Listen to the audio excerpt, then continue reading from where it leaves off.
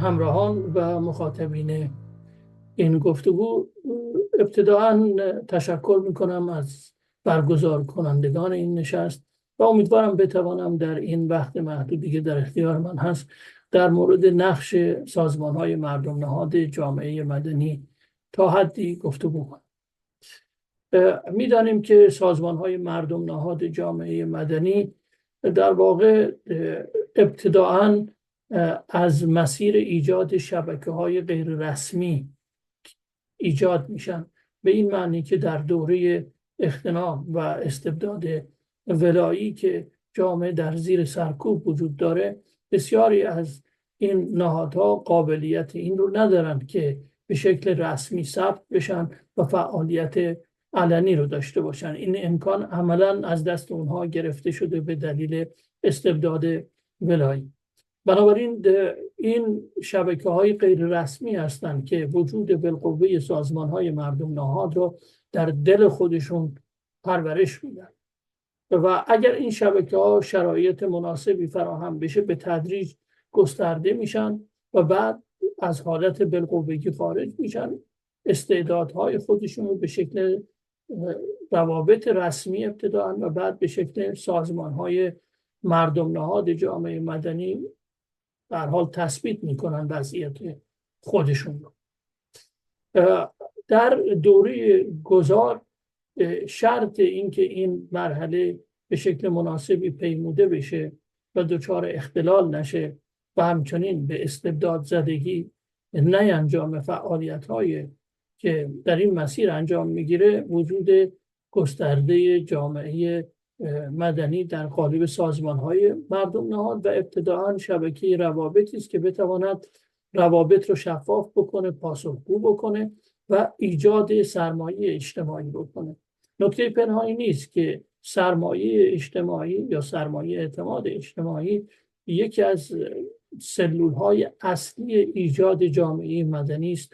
چرا بدون این اعتماد افراد به همدیگه، شهروندان به همدیگه، اساساً رابطه‌ای منعقد نمیشه که بر فراز اون شبکه ایجاد بشه و از درون اون شبکه سازمان‌های مردم نهاد به هر حال متولد بشن.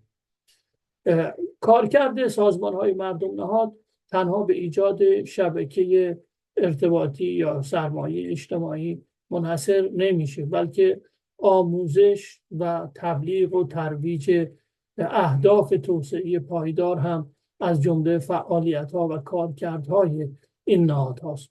منظور از توسعه پایدار نوعی از توسعه است که در اون برابری فرصت‌های شغلی، زیستی فراهم بیاد و تبعیض از بین بره، دسترسی به آب میسر بشه، فقر رو از بین بره و همچنین دسترسی به غذا به شکل مناسب برای شهروندان فراهم بشه، انرژی پاک بتواند در دسترس باشد و اهداف گوناگونی که 17 هدف اصلی و البته 169 هدف فرعی در قالب این اهداف توسعه پایدار تعریف شده. خب ترویج و تبلیغ این اهداف بسیار مهمه. چرا؟ برای اینکه با ترویج و تبلیغ این اهداف که افراد با یک جهان دیگری آشنا میشن که در اون تبعیض، نابرابری، فقر، گرسنگی میبایست از بین بره و برابری چه در عرصه سیاسی یا منزلتی یا اقتصادی مطرح میشه. طبیعی است که این چنین اهدافی در چارچوب حاکمیت ولایی امکان تحقق نداره. یعنی تبلیغ این اهداف به یه نوع انتقاد از حاکمیت و به زیر سوال بردن ساختار و کارکردها و اساساً تبعیضی است که این حاکمیت می‌ورزد به شهروندان. از این مسائل که بگذاریم، در دوره پس از گذار هم این سازمان‌های مدنی نقش مهمی خواهند داشت، چه در عرصه شفاف کردن قدرت، نهادهای قدرت و نهادهای دولتی، یا حتی پاسخگو کردن آنها. و از این مسئله که بگذاریم، مسئله افزایش مشارکت مردم در امر قدرت، این هم از کارکردهای نهادهای مدنی است. نکته پنهانی نیست که بدون فراهم آمدن این شرایط ریسک این که هر حاکمیتی که بر قدرت آمده به دیکتاتوری دچار بشه کم نیست. بنابراین برای جلوگیری از ریسک‌های خودکامگی، دیکتاتوری و استبداد و بازگشت به گذشته، این نهادها یک نقش بسیار مهمی رو بازی. با تشکر.